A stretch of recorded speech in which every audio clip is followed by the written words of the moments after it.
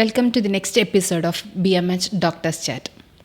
ഇന്ന് നമ്മളോടൊപ്പമുള്ളത് BMHലെ ഓർത്തോപെഡിക് വിഭാഗത്തിൽ സീനിയർ കൺസൾട്ടൻ്റായി വർക്ക് ചെയ്യുന്ന ഡോക്ടർ നിഖിൽ മാർട്ടിനാണ്. Welcome sir. Thank you. Sir, നമുക്കിപ്പം വെരി കോമൺ ആയിട്ട് എല്ലാവരും പറയുന്ന ഒരു കാര്യമാണ് മുട്ടുവേദന.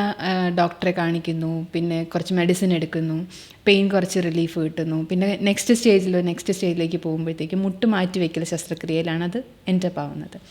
അപ്പം ഈ മുട്ട് മാറ്റിവെക്കുന്ന ശസ്ത്രക്രിയ വരെ എത്തുന്നതിന് മുമ്പേ ഇനിഷ്യലി നമുക്ക് മുട്ടുവേദന വന്നാൽ ഇത് ട്രീറ്റ്മെൻറ്റ് എടുക്കേണ്ടതാണ് എന്നെങ്ങനെ സ്പെസിഫിക് ആയിട്ട് പറയാൻ പറ്റും? സോ നമ്മുടെ നാട്ടിൽ വളരെ കോമൺ ആയിട്ട് കാണുന്ന ഒരു മെയിൻ കംപ്ലയിൻ്റ് ആണ് മുട്ടുവേദന.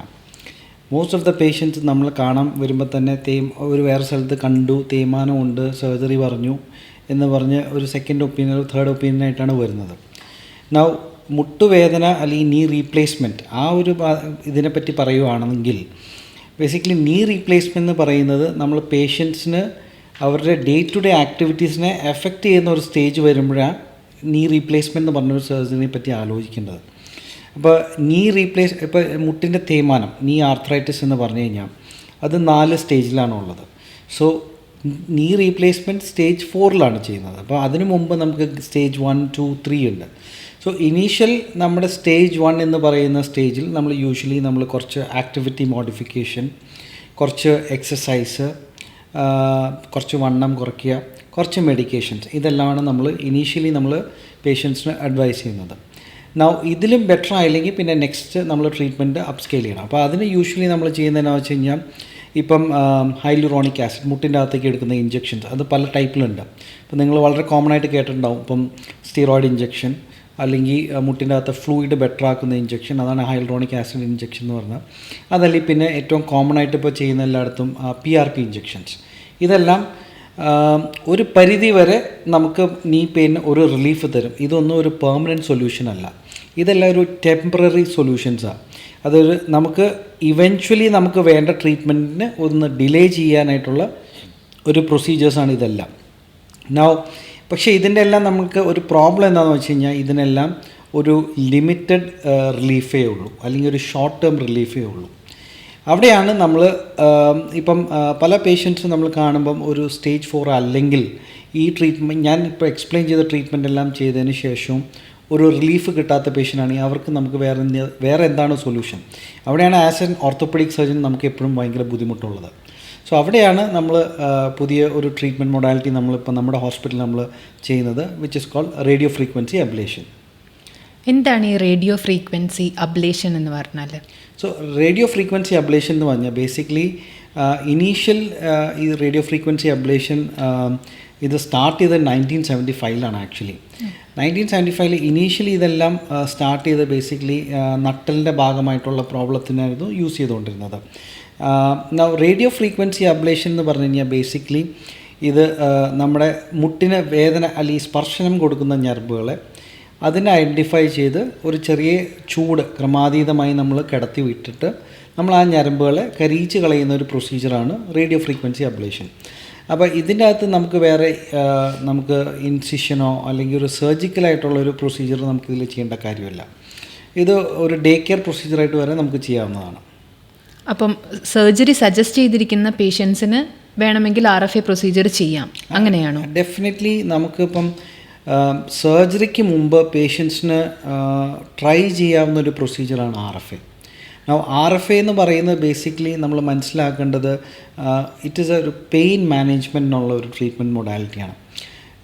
പല പേഷ്യൻസിനും ഇപ്പോൾ സ്റ്റേജ് 4, അതായത് ഫുൾ തേഞ്ഞു, കാലിന് വളവ്, നടക്കാൻ ബുദ്ധിമുട്ട്, അങ്ങനത്തെ പേഷ്യൻസിന് എപ്പോഴും ഐഡിയൽ ട്രീറ്റ്മെൻറ്റ് ഒരു നീ റീപ്ലേസ്മെൻറ്റാണ്.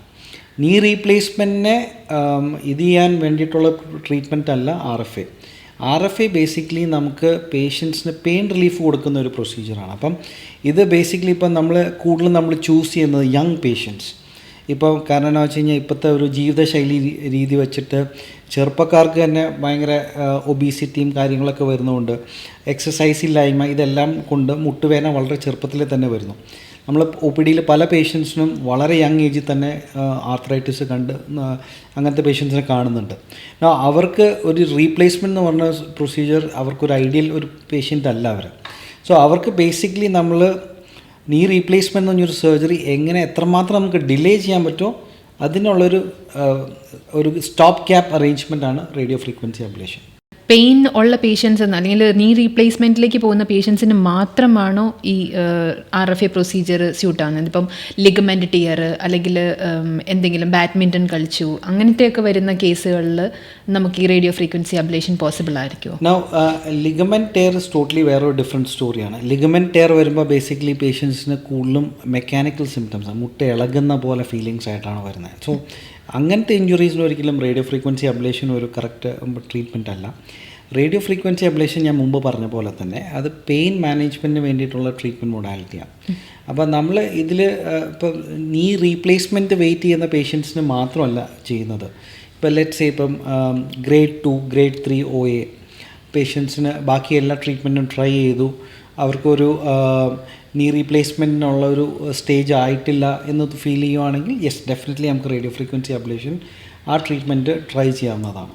ഈ റേഡിയോ ഫ്രീക്വൻസി അബ്ലേഷൻ പേഷ്യൻറ്റിന് ഡേ കെയർ അഡ്മിഷൻ ആണെന്ന് സർ പറഞ്ഞിരുന്നല്ലോ. അപ്പം പ്രൊസീജിയറിന് വേണ്ടിയിട്ട് നിങ്ങൾ എത്ര ടൈമായി എടുക്കുന്നത്? യൂഷ്വലി നമ്മളിത് ഡേ കെയർ പ്രൊസീജിയറായിട്ട് ചെയ്യുന്നത്. രാവിലെ വന്ന് ചെയ്ത് കഴിഞ്ഞാൽ വൈകിട്ടത്തേക്ക് പേഷ്യൻറ്റ് വീട്ടിൽ പോകാവുന്നതാണ്. ജനറലി നമ്മൾ പേഷ്യൻറ്റിന് പെയിൻ ടോളറേറ്റ് ചെയ്യാനുള്ള ത്രഷോൾഡ് ഉണ്ടെങ്കിൽ ഈവൻ നമുക്ക് ലോക്കൽ അനസ്തീഷ്യയിൽ വരെ ചെയ്യാവുന്നതാണ്. സോ യൂഷ്വലി നമുക്ക് ഇവിടെ കിട്ടുന്ന പേഷ്യൻസ് ഇപ്പോൾ എൽഡർലി ആയിട്ടുള്ള പേഷ്യൻസാണ്, വേർ അവർ പെയിൻ ടോളറേഷൻ കുറച്ച് കുറവാണ്. അപ്പം നമ്മൾ അവരെ IV സെഡേഷനിലാണ് ചെയ്യുന്നത്. അപ്പോൾ ചെറിയൊരു ഇഞ്ചക്ഷൻ കൊടുത്തൊന്ന് ചെറുതായിട്ട് മയക്കിയിട്ടാണ് നമ്മൾ ചെയ്യുന്നത്. നൗ ഈ പ്രൊസീജിയറിന് പെർ സേ നമുക്ക് ഒരു ഞരമ്പിന് നമുക്ക് എടുക്കുന്ന ടൈം ഏകദേശം 2.5 മിനിറ്റാണ്. അപ്പോൾ മുട്ടിന് ചുറ്റും നമ്മൾ 4 ഞരമ്പുകളെയാണ് സെലക്ട് ചെയ്തിട്ട് നമ്മളത് ചെയ്യുന്നത്. സോ 4 ഞരമ്പെന്ന് പറയുമ്പോൾ ഏകദേശം 12.5 മിനിറ്റ്സ് ആണ് പെർ സേ പ്രൊസീജിയർ വരുന്നത്. പക്ഷേ ഇനീഷ്യൽ അതിൻ്റെ പ്രിപ്പറേഷനും ബാക്കി ഡ്രൈപ്സും അതിൻ്റെ പൊസിഷനിങ്ങും എല്ലാം കൂടെ probably less than half an hour 30 മിനിറ്റ്സേ പ്രൊസീജിയറിൽ ടൈം എടുക്കുകയുള്ളൂ. ഓക്കെ, അപ്പം ഒരു ഡേ കെയർ പ്രൊസീജിയർ ആണെങ്കിൽ അരമണിക്കൂറേ പ്രൊസീജിയർ ടൈം എടുക്കുന്നേ ഉള്ളൂ, ബാക്കി അവരെ ഒബ്സർവേഷൻ കഴിഞ്ഞ് ഡിസ്ചാർജ് ചെയ്യുന്നു. യെസ്, സോ പേഷ്യൻറ്റ് രാവിലെ വന്നു അഡ്മിറ്റായി ചെയ്യുന്നു, പേഷ്യൻറ്റിനെ വൈകിട്ട് തിരിച്ചു വിടുന്നു. ഓക്കെ, നമ്മളിപ്പം ഈ സെഡേഷനിലാണ് ഇത് ചെയ്യുന്നതെന്ന് പറഞ്ഞു. ഈ പേഷ്യൻറ്റിന് സെഡേഷൻ കഴിഞ്ഞ് കഴിയുമ്പോൾ ഇതിൻ്റെ പെയിൻ ഒത്തിരി ടോളറേറ്റ് ചെയ്യേണ്ടി വരുമോ? യൂഷ്വലി ഇതിൻ്റെ അകത്ത് പെയിൻ നമ്മൾ ഫസ്റ്റ് ഫ്യൂ ഡേയ്സ് കുറച്ച് ഡിസ്കംഫേർട്ട്സ് ഉണ്ടാവും. ബിക്കോസ് നമ്മൾ ഇതിനകത്തൊരു തെർമൽ എനർജിയാണ് പാസ് ചെയ്യുന്നത്, ചെറിയ ചൂടാണ് നമ്മൾ കിടത്തി വിടുന്നത്. സോ ആ ഡിസ്കംഫേർട്ട് മാനേജ് ചെയ്യാനായിട്ടുള്ള കുറച്ച് സിംറ്റമാറ്റിക് മെഡിസിൻസ് മാത്രമേ നമ്മൾ കൊടുക്കുന്നുള്ളൂ. Usually patients initial first few days അവർ അത്യാവശ്യം കംഫർട്ടബിളാണ്. അതിനുശേഷം ചെറിയ ഡിസ്കംഫർട്ടുകൾ ഉണ്ടെങ്കിൽ തന്നെ ഒരു 4 വീക്സിനുള്ളിൽ അവർ യൂഷ്വലി അവരുടെ പെയിൻ സ്കോർ ഡ്രാസ്റ്റിക്കലി കുറയും. ബൈ എൻഡ് ഓഫ് 6 വീക്സ് നമ്മുടെ പേഷ്യൻസിന് നല്ല റിസൾട്ട്സ് പേഷ്യൻസ് നമ്മളോട് കൺവേ ചെയ്തിട്ടുണ്ട്. ഈ പ്രൊസീജിയറിൻ്റേതായിട്ടുള്ള ഒരു പെയിൻ അവർക്ക് വരേണ്ട ആവശ്യമില്ല. സോ ഇതിൻ്റെ അകത്ത് പെർസേ നമ്മൾ പ്രൊസീജിയറിൻ്റെ അകത്ത് നമ്മൾ വേറെ മുറിവുകളോ കീറലോ അല്ലെങ്കിൽ സ്റ്റിച്ചിടലോ ഒന്നുമില്ല. സോ ഇത് നമ്മൾ ആ പ്രോബ്, ആ റേഡിയോ ഫ്രീക്വൻസിയുടെ പ്രോബ് എന്ന് പറഞ്ഞാൽ ചെറിയൊരു നീഡിൽ നമ്മളതിൻ്റെ സ്ഥാനത്ത് യഥാസ്ഥാനത്ത് കൊണ്ടുവന്ന് വെച്ചിട്ട് നമ്മൾ ആ ചെറിയ ചൂട് നമ്മൾ ക്രമാതീതമായി കടത്തിവിടുന്ന ഒരു ചെറിയ പ്രൊസീജിയറാണ്. സോ ഈവൻ പ്രൊസീജിയർ കഴിഞ്ഞാലും പേഷ്യൻ്റ് ഒരു ചെറിയ ബാൻഡേജ് മാത്രമേ ഉണ്ടാവുള്ളൂ. അത് 2 ഡേയ്സിനുണ്ടാവും. ആ 2 ഡേയ്സ് കഴിഞ്ഞാൽ അവർക്കത് റിമൂവ് ചെയ്യാം. And then they are ready to do all the normal routine activities. അവർ ചെയ്യുന്നതിന് മുമ്പ് എന്തൊക്കെയുണ്ടായിരുന്നോ ഇതെല്ലാം അവർ അലൗഡാണ് ചെയ്യാനായിട്ട്. അപ്പം നമ്മളൊരു സർജറി ചെയ്ത് മാസങ്ങളോളം റെസ്റ്റ് ചെയ്യുന്നതിന് പകരം ഇത് ഒരു 2-3 ഡേയ്സ്. യെസ്. സോ അഗെയിൻ നമ്മൾ പലപ്പോഴും മനസ്സിലാക്കേണ്ട ഒരു കാര്യം, ഈ റേഡിയോ ഫ്രീക്വൻസി അബ്ലേഷൻ എന്ന് പറയുന്നത് ഒരു നീ റീപ്ലേസ്മെൻറ്റ് സബ്സ്റ്റിറ്റ്യൂട്ട് അല്ല. നൗ നീ റീപ്ലേസ്മെൻറ്റ് ചെയ്യേണ്ട സ്റ്റേജിൽ ചെയ്യുക എന്നുള്ളതാണ് ഏറ്റവും ഇമ്പോർട്ടൻ്റ് ആയിട്ടുള്ള കാര്യം. പലപ്പോഴും പേഷ്യൻസ് ഹാപ്പി അല്ലാത്തതിൻ്റെ റീസൺസ് അത് കറക്റ്റ് സ്റ്റേജിലോ അല്ലെങ്കിൽ അവർക്ക് കറക്റ്റ് ഒരു ഡിസേബിലിറ്റി ആവണതിന് മുമ്പ് ചെയ്യുന്നതുകൊണ്ടാണ്. കാരണം മുമ്പത്തെ കാലത്ത് എന്ന് പറഞ്ഞു കഴിഞ്ഞാൽ ഇതിന് നമുക്ക് ഇതല്ലെങ്കിൽ പിന്നെ ഉള്ളത് ഇത്, അതായിരുന്നു നമ്മുടെ ട്രീറ്റ്മെൻറ്റ് ഓപ്ഷൻസ്. ഇപ്പം നമുക്ക് ഒരു ഓപ്ഷൻ കൂടെ മുന്നോട്ട് വന്നിട്ടുണ്ട്. So this is basically bridging the gap. അതായത് ഒരു സ്റ്റേജ് 3 സ്റ്റേജ് 4 പോകുന്നവരെ വേറെ എന്താ നമുക്ക് കൊടുക്കാനുണ്ട് എന്ന് ചോദിച്ചു കഴിഞ്ഞാൽ യെസ് ഡെഫിനറ്റ്ലി കൊടുക്കാവുന്ന ഒരു ട്രീറ്റ്മെൻറ്റ് മൊഡാലിറ്റിയാണ് റേഡിയോ ഫ്രീക്വൻസി അബ്ലേഷൻ. ഇത് പ്യുവർലി പെയിൻ മാനേജ്മെൻറ്റിന് വേണ്ടിയിട്ടുള്ള. സോ പേഷ്യൻറ്റിന് ആ പെയിൻ ഡിസ്കംഫർട്ട് ഇതെല്ലാം നമുക്ക് ആ റിലീഫ് നമുക്ക് കൊടുക്കാൻ പറ്റും. ഇത് ചെയ്യുന്നതിന് എന്തെങ്കിലും ഏജ് ലിമിറ്റ് കാര്യങ്ങളുണ്ടോ? സോ ബേസിക്കലി നമ്മൾ ഐഡിയൽ പേഷ്യൻസ് ഇത് നമ്മൾ ചൂസ് ചെയ്യുന്നത് ബേസിക്കലി യങ് പേഷ്യൻസ്. ഒന്ന് അതായത് നീ റീപ്ലേസ്മെൻറ്റിന് ഇപ്പോൾ ഒരു 60 years old പേഷ്യൻസ്. രണ്ടാമത്തത് പ്രായമായിട്ടുള്ള patients who are not fit for knee replacements. ഇപ്പം നമുക്ക് റീസെൻ്റ്ലി നമ്മൾ ചെയ്ത patient he was 92 years old. അദ്ദേഹത്തിന് 92 years old, 2 മുട്ടും ഗ്രേഡ് 4 സ്റ്റേജിലാണ് നമ്മൾ കൺസൾട്ട് ചെയ്യുന്നത്. ഐഡിയലി ആ പേഷ്യൻറ്റിന് നീ റീപ്ലേസ്മെൻ്റ് ആണ് നമ്മൾ ഓഫർ ചെയ്യേണ്ടത്. പക്ഷേ കൺസിഡറിങ് പേഷ്യൻ്റെ ഏജ്, പേഷ്യൻ്റെ ബാക്കിയുള്ള അസുഖങ്ങൾ, ഇതെല്ലാം കൊണ്ട് നമുക്ക് അത്രയും ഒരു മോർബിഡ് സർജറി ചെയ്ത് കഴിഞ്ഞാൽ പേഷ്യൻറ്റ് പ്രോബ്ലി റിക്കവർ ചെയ്യാൻ പ്രയാസം എന്നുള്ളൊരു ബുദ്ധിമുട്ട് കാരണം നമ്മൾ അവരുടെ ഫാമിലിയായിട്ട് ഡിസ്കസ് ചെയ്ത് ഓഫർ ചെയ്ത ഒരു പ്രൊസീജിയറാണ് റേഡിയോ ഫ്രീക്വൻസി അബ്ലേഷൻ. ആ പേഷ്യൻ്റ് ഇപ്പം നമ്മുടെ ഫോളോ അപ്പിലുണ്ട് and patient is considerably happy with the pain.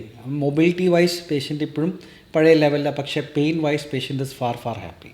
നമ്മൾ ഏതെങ്കിലും അസുഖങ്ങളുള്ള പേഷ്യൻസിന് ഇത് അവോയ്ഡ് ചെയ്യണം എന്ന് പറയേണ്ടതായിട്ടുണ്ടോ? നമ്മൾ ഇതിൻ്റെ അകത്ത് അങ്ങനെ ഇന്ന പേഷ്യൻസിന് നമുക്ക് ഒരു കോൺട്രാഇൻഡിക്കേഷൻ ഇല്ല, ബട്ട് പ്രിക്കോഷൻസ് ഡെഫിനറ്റ്ലി ഉണ്ട്. Cardiac patients, especially pacemakers ഉള്ള പേഷ്യൻസ്, അങ്ങനത്തെ പേഷ്യൻസിന് നമ്മൾ കുറച്ച് പ്രിക്കോഷൻസ് എടുക്കേണ്ടതുണ്ട്. അതല്ലാതെ ഇപ്പം ഇപ്പോൾ കാർഡിയാക് ബൈപ്പാസ് ചെയ്തതോ അല്ലെങ്കിൽ സ്റ്റെൻറ്റിങ് കഴിഞ്ഞ പേഷ്യൻസോ ഇവർക്കെല്ലാം നമുക്ക് ചെയ്യാം. സാധാരണ ഒരു പ്രൊസീജിയർ പോലെ തന്നെയുള്ളൂ, ബട്ട് അതിനെടുക്കേണ്ട പ്രിക്കോഷൻസ് മാത്രമേ നമ്മൾ ശ്രദ്ധിക്കേണ്ടതുള്ളൂ.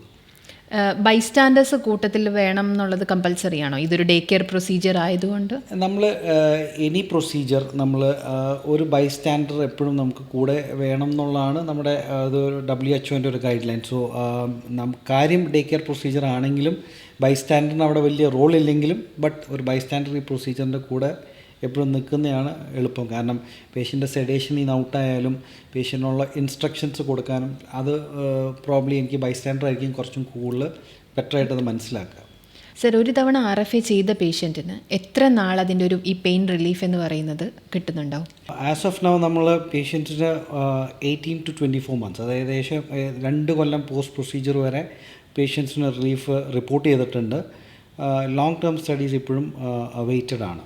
സോ പല പേഷ്യൻസിനും അതിൻ്റെ മേളിലേക്ക് കിട്ടിയിട്ടുണ്ട്, but majority of patients 2 years വരെ നല്ല റിലീഫ് റിപ്പോർട്ട് ചെയ്തിട്ടുണ്ട്. ഇപ്പം ഈ RFA എന്ന് പറയുന്ന പ്രൊസീജിയർ ജനങ്ങൾക്കിടയിലേക്ക് അറിഞ്ഞു തുടങ്ങുന്ന ഒരു ഇതായിരിക്കും. അപ്പം അവർക്ക് ഇനിഷ്യലി ഉണ്ടാകുന്ന ഡൗട്ട്സ് എന്ന് പറഞ്ഞു കഴിഞ്ഞാൽ ചെറിയൊരു പെയിൻ ഉള്ളവർക്ക് ഇത് ചെയ്യാമോ എന്നൊക്കെയുള്ളൊരു ഡൗട്ട് ഉണ്ടാവും. അപ്പം അവരെന്തൊരു പ്രിപ്പറേഷൻസ് ആയിരിക്കും ഈ OP വരുന്നതിന് വേണ്ടിയിട്ട് ചെയ്യേണ്ടത്? സോ ജനറലി നമ്മൾ ഇതെങ്ങനെയാണ് അസസ് ചെയ്യണമെന്ന് വെച്ച് കഴിഞ്ഞാൽ പേഷ്യൻ്റെ സിംറ്റംസ്, പേഷ്യൻ്റെ ഡിഫിക്കൽട്ടീസ് ആൻഡ് ദെൻ ക്ലിനിക്കലിയും റേഡിയോളജിക്കലി എക്സ്റേ എടുത്തിട്ട് നമ്മൾ അസസ് ചെയ്യുകയാണ് ചെയ്യുന്നത്. വൺസ് നമുക്ക് അവരുടെ ആക്ടിവിറ്റീസും അവരുടെ എക്സ്റേ വൈസും ഇതെല്ലാം നമ്മൾ അസസ് ചെയ്തതിന് ശേഷം നമ്മൾ ആദ്യം ഒരു ഡയഗ്നോസ്റ്റിക് ബ്ലോക്ക് എന്ന് പറഞ്ഞൊരു സാധനം കൊടുക്കും. അതായത് നമ്മൾ OPD തന്നെ ചെയ്യുന്ന ഒരു പ്രൊസീജിയറാണ്.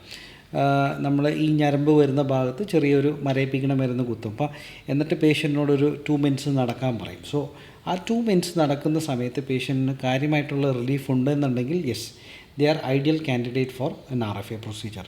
സോ അതിനുശേഷം നമ്മൾ അവരെ RFAനെ പറ്റിയിട്ട് നമ്മൾ അവരെ എഡ്യൂക്കേറ്റ് ചെയ്യും. എന്തൊക്കെയാണ് ഇതിൻ്റെ ബെനിഫിറ്റ്സ്, ഇതെങ്ങനെയാണ് ചെയ്യുന്നത്, ഇതിൻ്റെ കാര്യങ്ങൾ പറഞ്ഞു കൊടുക്കുക ചെയ്യുന്നത്. സോ ഒരു കൺസൾട്ടേഷൻ കഴിഞ്ഞാലേ ഈ ഒരു പേഷ്യൻ്റ് നമുക്ക് RFAക്ക് പറ്റിയൊരു പേഷ്യൻ്റ് ആണോ നമുക്ക് കൺസിഡർ ചെയ്യാൻ പറ്റുള്ളൂ.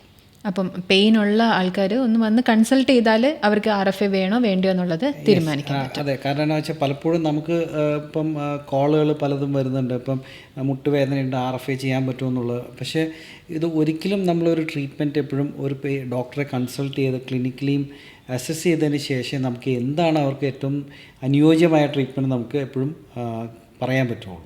സോ ഡെഫിനറ്റ്ലി ക്ലിനിക്കലി നമ്മൾ അസസ് ചെയ്തതിന് ശേഷം ഈ പറഞ്ഞ പോലെയാണ് നമ്മൾ ഡിസൈഡ് ചെയ്യണത് വെറുതെ ഈ പേഷ്യൻ്റ് RFA ആണോ ചെയ്യേണ്ടത് അതോ നീ റീപ്ലേസ്മെൻ്റ് ആണോ വേണ്ടതെന്നുള്ളത്. ഇപ്പം ഒരു തവണ RFA ചെയ്ത പേഷ്യൻറ്റിന് ഈ 2 years കഴിഞ്ഞ് വീണ്ടും പെയിൻ വരികയാണെങ്കിൽ അവർക്ക് വീണ്ടും RFA ചെയ്യാനുള്ള ഓപ്ഷൻ ഉണ്ടോ? ഡെഫിനറ്റ്ലി RFA എന്ന് പറഞ്ഞ പ്രൊസീജിയർ നമുക്ക് റിപ്പീറ്റ് ചെയ്യാവുന്നതേ ഉള്ളൂ. കാരണം ഇത് നമ്മൾ വേറെ ഒന്നും ഇതിൽ ബേസിക്കായിട്ടുള്ള കോൺസെപ്റ്റ് എന്താണെന്ന് വെച്ച് കഴിഞ്ഞാൽ ആ സെൻസറി നർവ്, അതായത് സ്പർശനം, മുട്ടിന് ചുറ്റുമുള്ള സ്പർശനം കൊടുക്കുന്ന ഞരമ്പുകളെ നമ്മൾ കരിയിക്കുകയാണ്. അപ്പം ഇതിൻ്റെ അകത്ത് കുറേ ഫൈബേഴ്സ് ഉണ്ട്. അപ്പോൾ ഇതിൻ്റെ അകത്ത് നമ്മൾ ചെയ്യുന്ന പ്രൊസീജിയറിൽ അറൗണ്ട് 50% ഫൈബേഴ്സിനാണ് ഏകദേശം നമുക്ക് ഒറ്റ ടൈമിൽ നമുക്ക് ഡാമേജ് ചെയ്യാൻ പറ്റുള്ളൂ. അപ്പോൾ അതിൻ്റെ റിമൈനിങ് ഉള്ളതുകൊണ്ടാണ് കുറച്ച് കളയുമ്പോൾ പിന്നെയും ഒരു ചെറിയ പെയിൻ വരുന്നത്. അപ്പം നമ്മൾ ബാക്കി ഇത് റിപ്പീറ്റ് ചെയ്യുന്നതിൽ വേറെ ദോഷമൊന്നുമില്ല അതിൽ. ഈ RFA ചെയ്യുന്നത് കൊണ്ട് എന്തെങ്കിലും സൈഡ് ഇഫക്ട്സ് വരാനുള്ള ചാൻസ്? ഈ RFAനെ കൊണ്ട് ഇതുവരേക്കും വേറൊരു അഡ്വേഴ്സ് എഫക്ട്സ് നമ്മൾ ഇതുവരെ നോട്ട് ചെയ്തിട്ടില്ല, ലിറ്ററേച്ചറിലും ഇതിനെപ്പറ്റി മെൻഷൻ ചെയ്തിട്ടില്ല. ഡെഫിനറ്റ്ലി RFA എന്ന് പറയുന്ന പ്രൊസീജിയർ എന്തുകൊണ്ടും ഇപ്പോൾ മുട്ടിൻ്റെ അകത്ത് എടുക്കുന്ന ഇഞ്ചെക്ഷൻസ്, ഇപ്പോൾ PRP ആയിക്കോട്ടെ, അല്ലെങ്കിൽ മുട്ടിൻ്റെ അകത്ത് എടുക്കുന്ന ഫ്ലൂയിഡിൻ്റെ ബെറ്റർ ആക്കാനുള്ള സൈനോയിഡ് ഫ്ലൂയിഡ് ഇഞ്ചെക്ഷൻ ആയിക്കോട്ടെ, അല്ലെങ്കിൽ സ്റ്റീറോയിഡ് ഇഞ്ചെക്ഷൻ ആയിക്കോട്ടെ, ഇതിനേക്കാളും എപ്പോഴും എന്തുകൊണ്ടും ബെറ്റർ ലോങ് ടേം റിസൾട്ടുള്ള ട്രീറ്റ്മെൻറ്റാണ് റേഡിയോ ഫ്രീക്വൻസി അബ്ലേഷൻ. ഇപ്പം ഒരു തവണ നമ്മൾ മുട്ട് മാറ്റി വെച്ച് നീ റീപ്ലേസ്മെൻറ്റ് കഴിഞ്ഞ ഒരു പേഷ്യൻറ്റിന് വീണ്ടും ഈ പെയിൻ വരികയാണെങ്കിൽ RFA ചൂസ് ചെയ്യുന്നതിനുള്ള ഓപ്ഷൻ എന്തായിരിക്കും? സോ നീ റീപ്ലേസ്മെൻറ്റ് കഴിഞ്ഞ് പെയിൻ വരുന്നതിന് കുറേ റീസൺസ് ഉണ്ട്. ഒന്ന് ഈ പറഞ്ഞ പോലെ ഏറ്റവും പെട്ടെന്ന് നമ്മൾ മനസ്സിലാക്കേണ്ടതെന്ന് വെച്ച് കഴിഞ്ഞാൽ എന്തെങ്കിലും ഏർലി ഇൻഫെക്ഷൻസ് ആണ് യൂഷ്വലി നീ റീപ്ലേസ്മെൻറ്റ് കഴിയുമ്പോഴത്തേക്കും പേഷ്യൻസിന് ഏറ്റവും കൂടുതൽ ഡിസ്കംഫർട്ടോ പെയിൻ ഉണ്ടാക്കുന്നത്. സോ വൺസ് ഇൻഫെക്ഷൻ ഇല്ലയെന്ന് ഉറപ്പ് വരുത്തി പേഷ്യൻ്റെ പെയിൻ പെർസിസ്റ്റിംഗ് ആണെങ്കിൽ യെസ്, നമുക്ക് RFA കൺസിഡർ ചെയ്യുന്നത് തെറ്റില്ല. അഗെയിൻ ലിറ്ററേച്ചറിൽ പോസ്റ്റ് റീപ്ലേസ്മെൻറ്റ് പേഷ്യൻസിന് സ്റ്റിൽ പെയിൻ ഉള്ളവർക്ക് നമ്മൾ RFA ചെയ്യാറുണ്ട്. ഇൻഫാക്റ്റ് ഈ RFAയുടെ ഇൻട്രൊഡക്ഷൻ തന്നെ അങ്ങനെയായിരുന്നു ആക്ച്വലി.